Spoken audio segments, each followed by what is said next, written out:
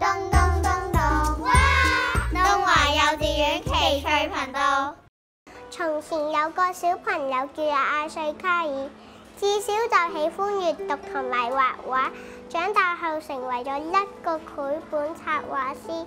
今日就係佢第3本作品嘅發佈會啊！介紹返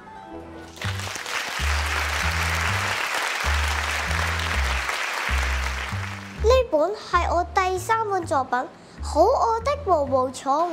作品講述毛毛蟲變成蛹之前，食咗各式各樣嘅食物，最後蛻變成蝴蝶。呢本係有史以嚟最好嘅兒童文學經典之一。呢本應該係獲得多項兒童文學獎項。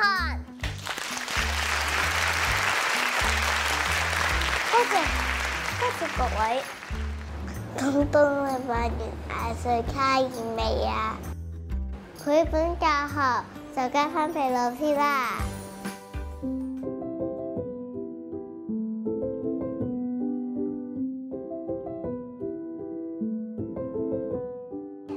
我哋嘅課程融合咗繪本教學、精美嘅插圖，提升小朋友對學習嘅興趣，深入淺出，同小朋友都能投入課堂，樂在其中。